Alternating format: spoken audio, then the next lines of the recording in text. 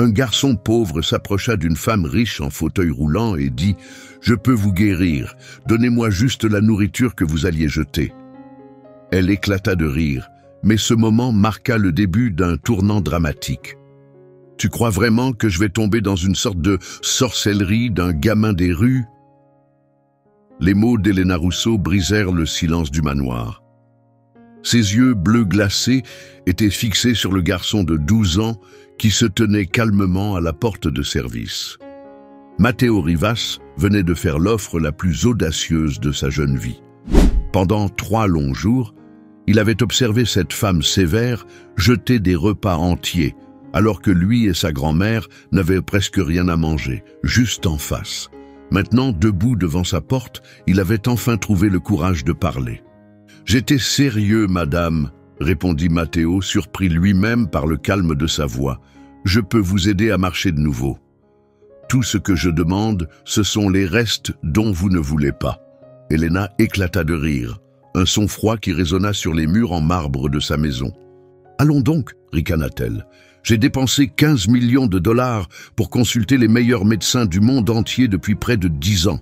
Et toi, un gamin sale des rues qui ne sait probablement même pas lire, tu penses réussir là où les plus grands esprits de la médecine ont échoué? » Mais ce qu'Helena ne savait pas, c'est que Matteo n'était pas un garçon ordinaire.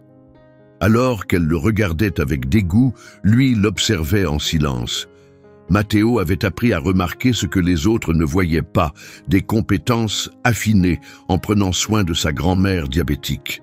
Il avait vu des choses que ses médecins n'avaient jamais relevées. « Vous prenez vos médicaments contre les douleurs lombaires tous les jours à 2 heures, dit-il d'un ton simple. 3 comprimés blancs et 1 bleu. Et vous vous plaignez toujours d'avoir les jambes froides, même en plein été. » Le regard moqueur d'Helena s'effaça soudainement. « Comment tu sais ça ?» demanda-t-elle, la voix plus basse, l'assurance ébranlée. Matteo l'avait observé pendant des semaines à travers les fenêtres ouvertes, non par curiosité, mais parce qu'il reconnaissait les signes.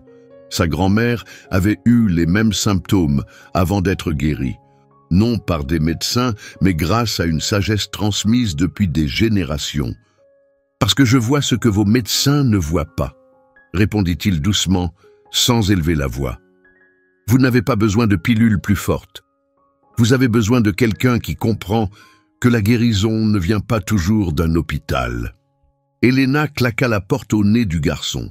Mais juste avant qu'elle ne se referme complètement, Matteo aperçut quelque chose de différent dans ses yeux. Ce n'était plus seulement de la colère, c'était de la peur.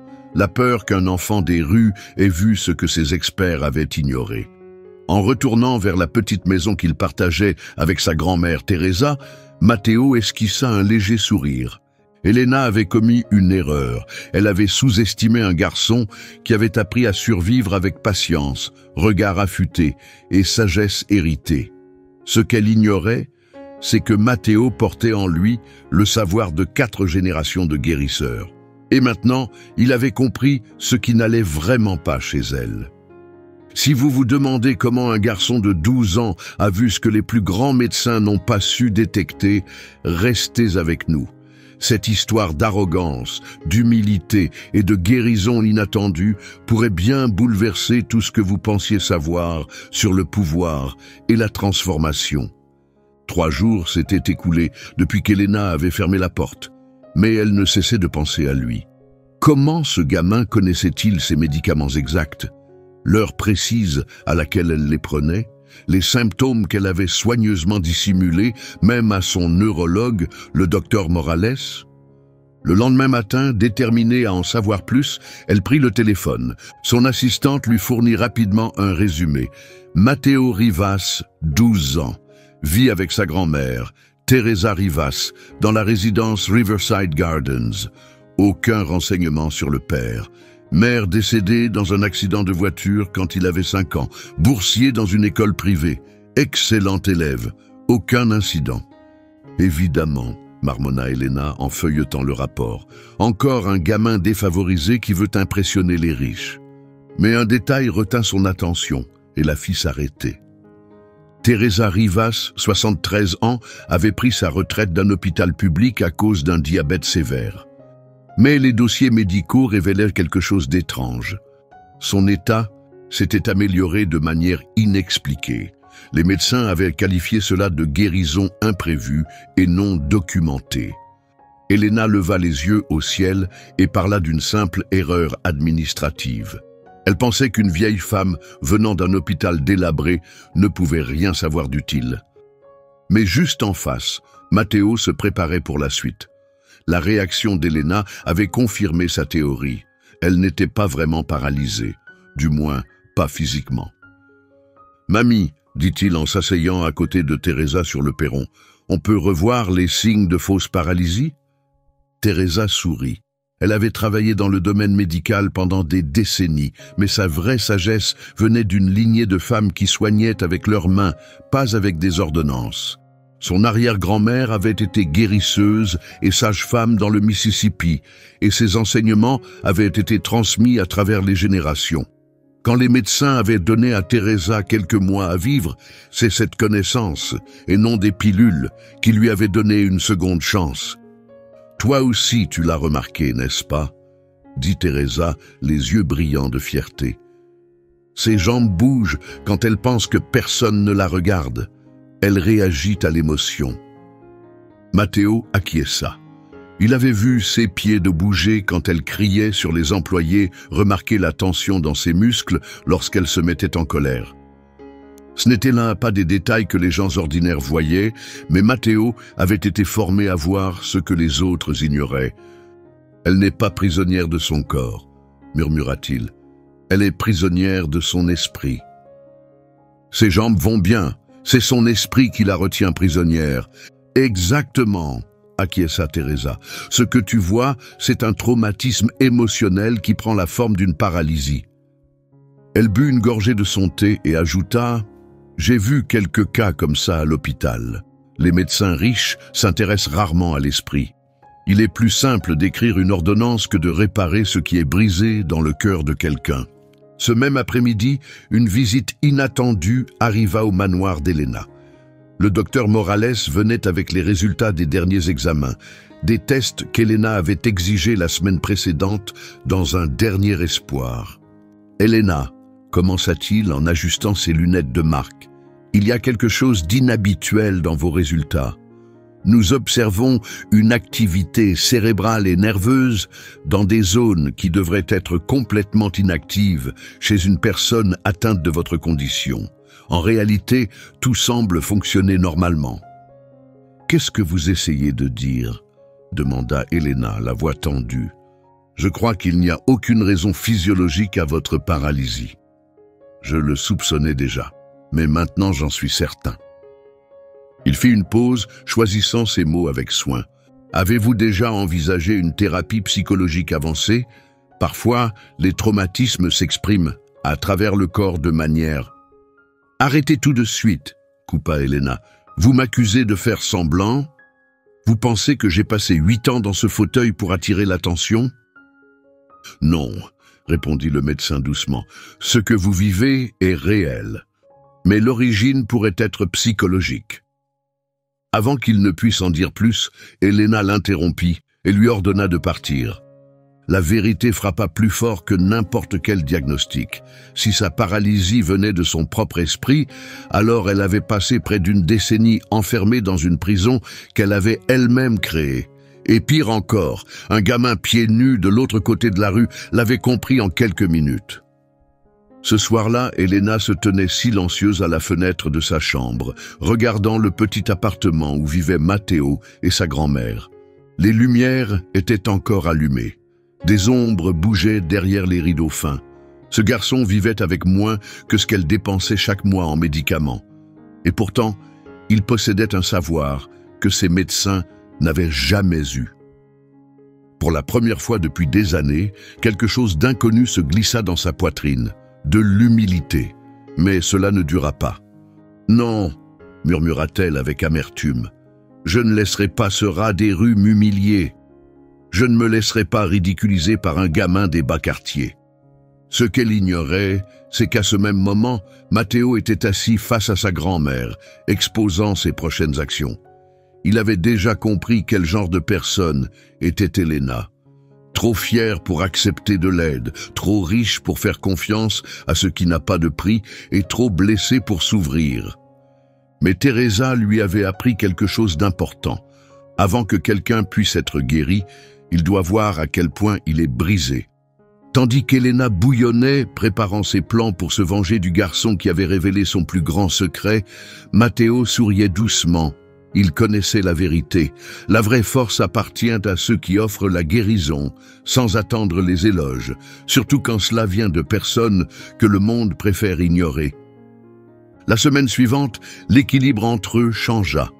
Elena avait pris sa décision.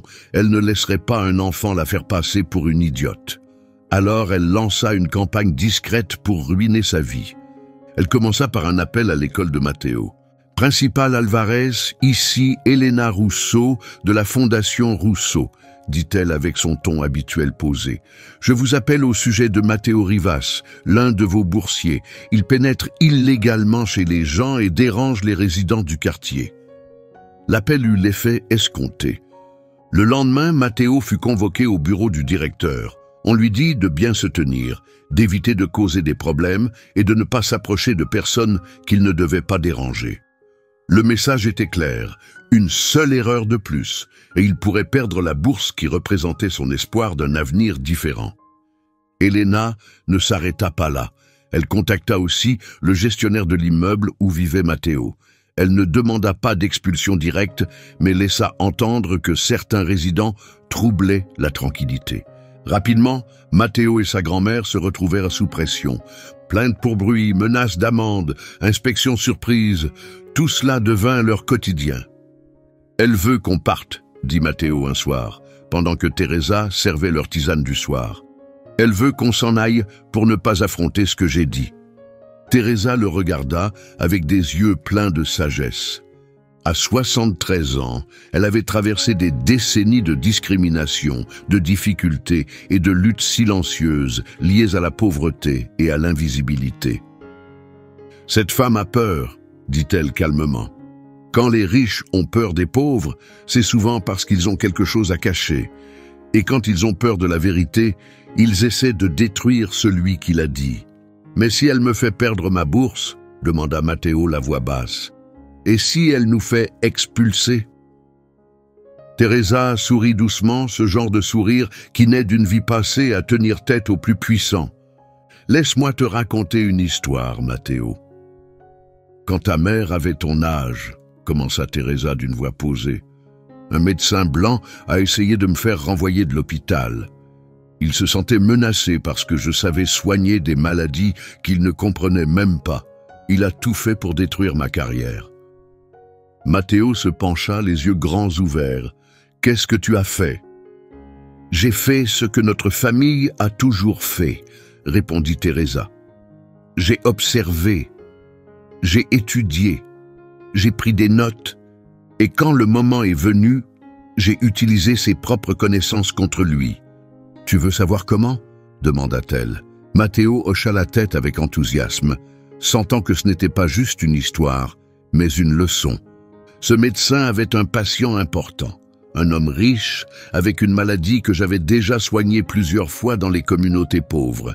Quand ces méthodes coûteuses ont échoué et que la vie de l'homme était en danger, devine vers qui ils se sont tournés. « Vers toi », murmura Matteo. « Exactement, » dit Teresa les yeux brillants. « J'ai utilisé les mêmes traitements que ce médecin avait rejetés comme absurdes. Et j'ai sauvé cet homme.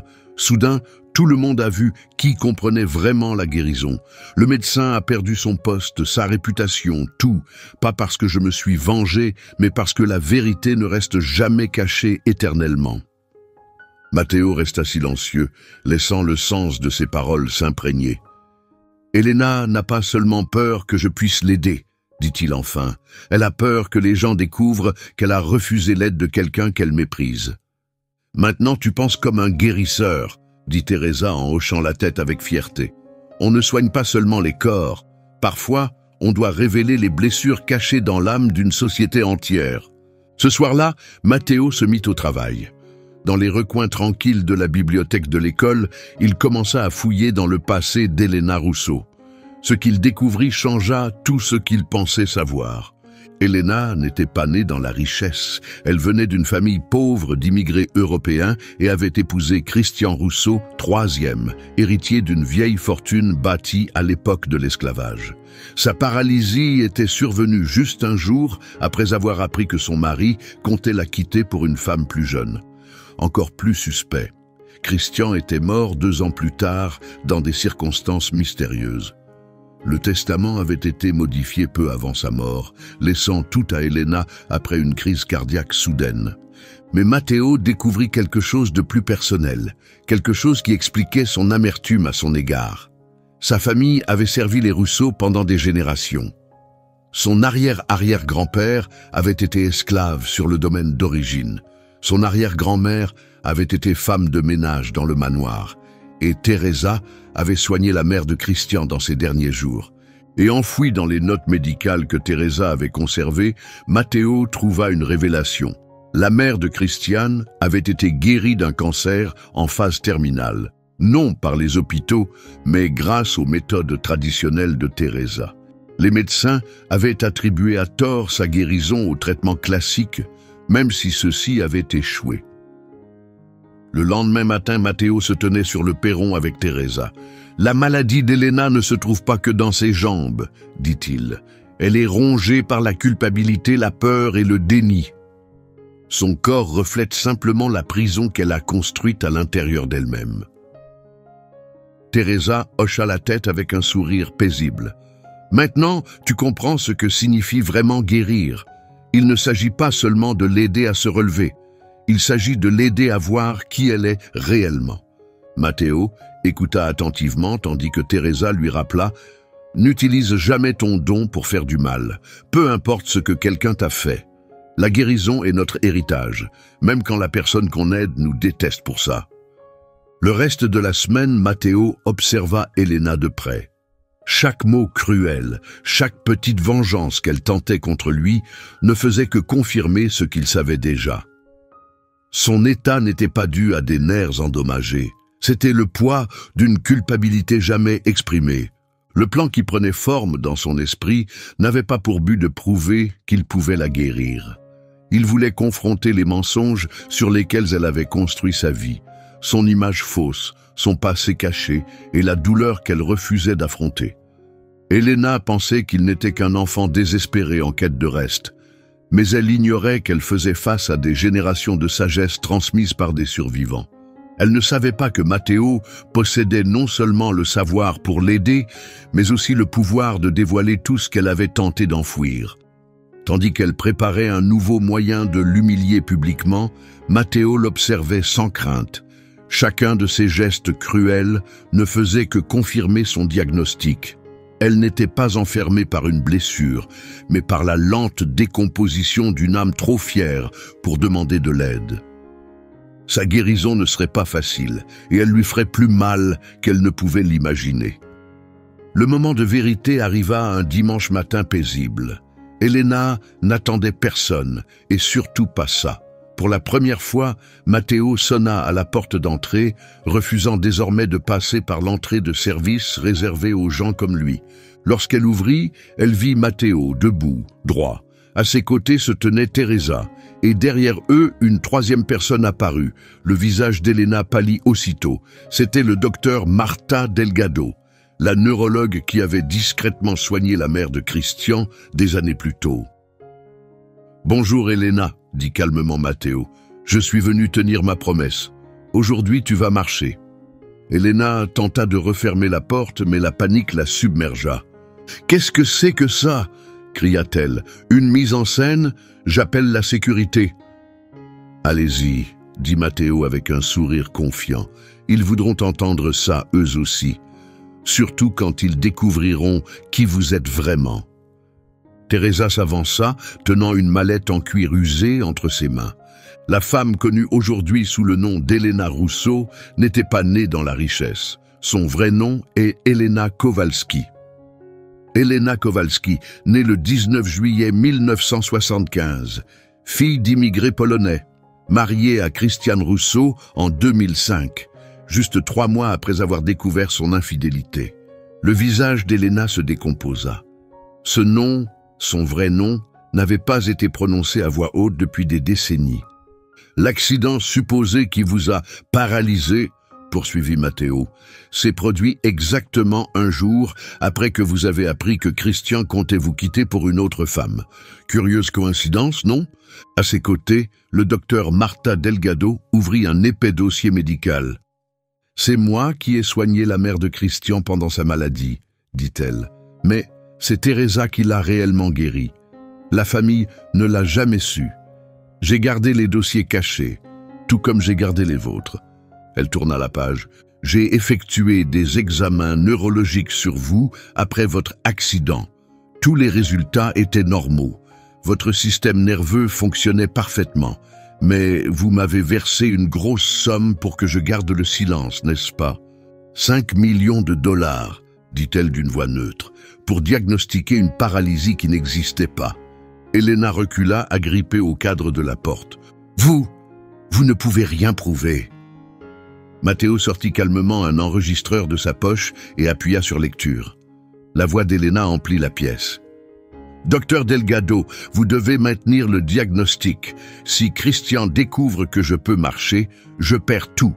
Continuez à confirmer la paralysie et je doublerai votre cachet. »« Vous avez enregistré mes conversations privées !» hurla Elena, son masque de perfection se fissurant. « Pas seulement les appels téléphoniques, dit Teresa avec douceur. Il vous a aussi filmé en train de marcher quand vous pensiez que personne ne vous regardait. » Plus de 40 vidéos, ajouta Matteo, prises sur 6 mois. Il connecta son téléphone à un haut-parleur. À l'écran, on voyait Elena marcher dans son salon, attraper un objet en hauteur, se promener paisiblement dans le jardin à l'aube, même courir sur un tapis de course au sous-sol. « Arrêtez !» cria-t-elle, mais l'audio continuait, sa voix détendue et assurée, parlant naturellement à son personnel lorsqu'elle se croyait seule. « Et ce n'est pas tout, » dit Matteo presque en chuchotant. « Nous avons les dossiers médicaux de Christian. Vous avez modifié son testament pendant qu'il était sous sédation à l'hôpital. Le docteur Delgado ici, présente, a aidé à falsifier les documents déclarant sa mort comme naturelle. » Le docteur Delgado baissa la tête. « Elle m'a menacé, avoua-t-elle. Elle a dit que si je ne validais pas la fausse paralysie, elle me détruirait. Alors j'ai signé que c'était une crise cardiaque. » « Il a été empoisonné, » dit Teresa calmement. « Je reconnais les signes, je les ai vus trop souvent. »« Digitaline. Ça vient de la digitale pourprée. Silencieux, lent, difficile à détecter. Ça imite parfaitement une crise cardiaque. » Elena s'effondra dans son fauteuil roulant, comme si s'y accrocher pouvait la protéger de tout ce qui s'effondrait autour d'elle. « Vous ne comprenez pas, » haleta-t-elle. « Il allait me laisser sans rien. Je lui ai donné les plus belles années de ma vie. »« Et maintenant, » dit Matteo en s'avançant, « il est temps pour le vrai remède. Lève-toi. »« Je ne peux pas. Lève-toi. » La force de sa voix la surprit, et sans réfléchir, elle se leva. Par réflexe, toute la pièce s'immobilisa. Elle était là, debout, tremblante, démasquée. « Félicitations, » dit Matteo calmement. « Tu es officiellement guérie. » Teresa s'avança et tendit un dossier. « Voici des copies des rapports qui partent aujourd'hui, à la police, aux autorités fédérales et au fisc.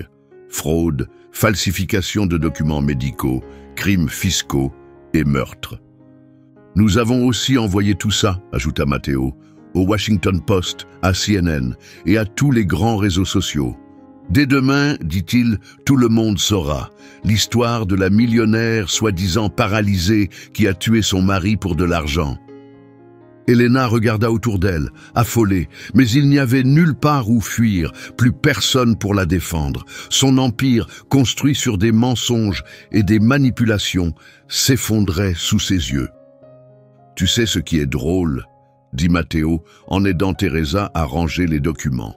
« Tu vas vraiment être paralysée maintenant, en prison, sans fortune, sans médecin privé, juste la vérité. » Dehors, les sirènes se rapprochaient. Quelqu'un, Peut-être un voisin avait alerté la police. La vraie paralysie, dit doucement Teresa, a toujours été dans ton esprit. Tu t'es toi-même brisé avec ton orgueil et tes mensonges au point d'oublier comment vivre avec dignité. Alors que les agents montaient les marches du manoir, Elena jeta un regard à Matteo, un mélange de haine, de peur et d'un sentiment qu'elle n'avait jamais voulu ressentir, le respect. « Comment un gamin de 12 ans a-t-il pu détruire tout ce que j'ai construit ?» murmura-t-elle.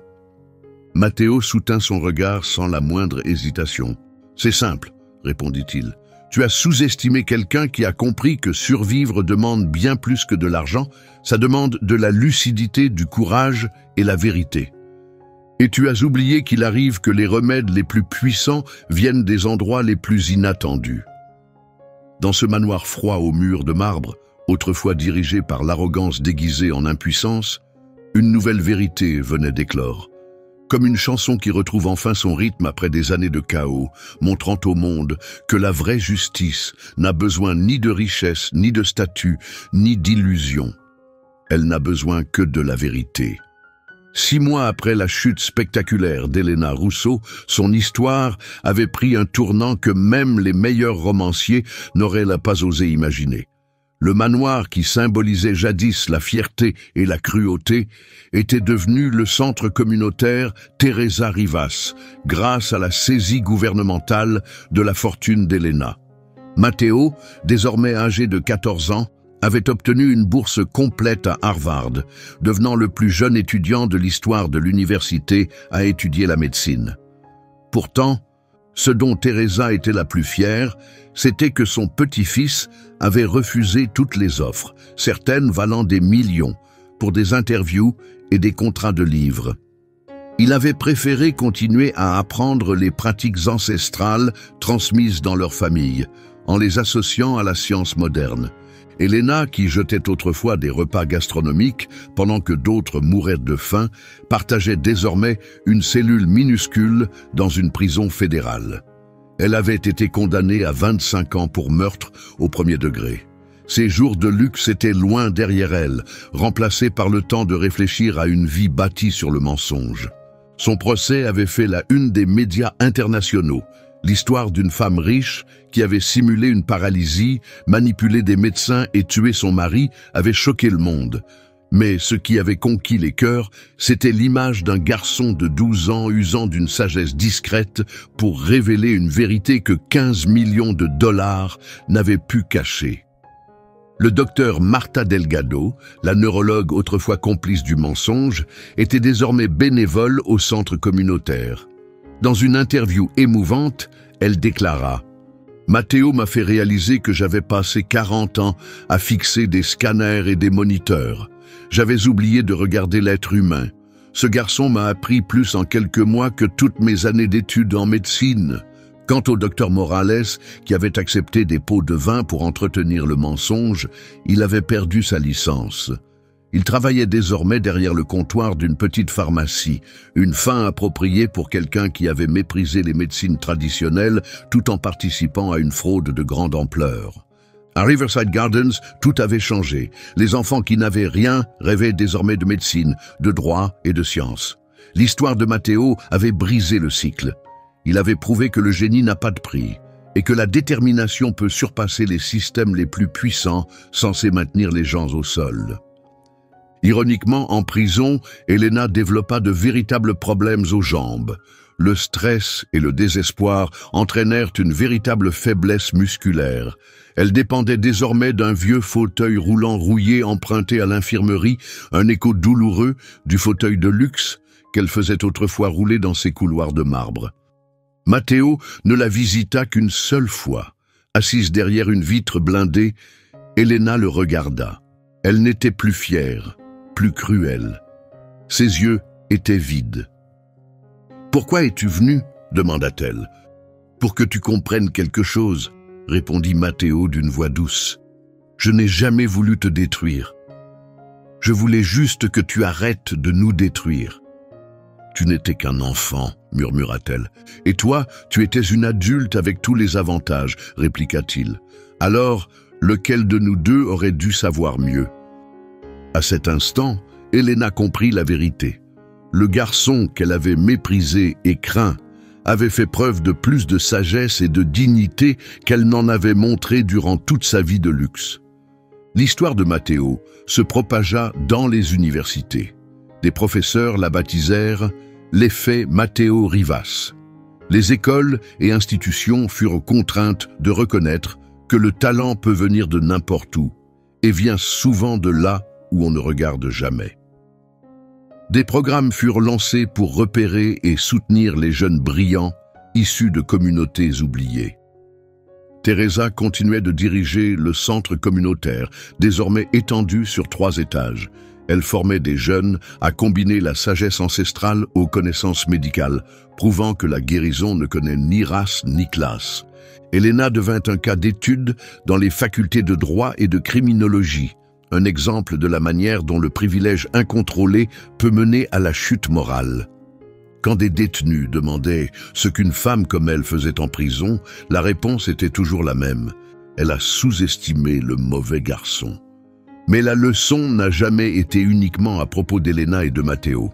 Elle portait sur une société qui refuse de voir la lumière quand elle vient de ceux qui ne rentrent pas dans le moule. Matteo a prouvé que la guérison la plus profonde ne vient pas sous forme de pilules ou de chirurgie. Elle vient lorsqu'on brise les croyances toxiques, celles qui nous poussent à ignorer des personnes précieuses, simplement à cause de leurs origines. Si cette histoire vous a touché, abonnez-vous à la chaîne pour découvrir d'autres récits vrais qui nous montrent ce qu'est la véritable force. Car les meilleurs enseignants sont souvent ceux qu'on nous apprend à ignorer. Elena a essayé d'écraser Matteo, mais au final, elle n'a fait que se détruire elle-même. Et Matteo a découvert ce que signifie vraiment guérir. Ce n'est pas seulement réparer des corps abîmés. C'est aider les esprits fermés à s'ouvrir à la grandeur qui vit en chaque être humain.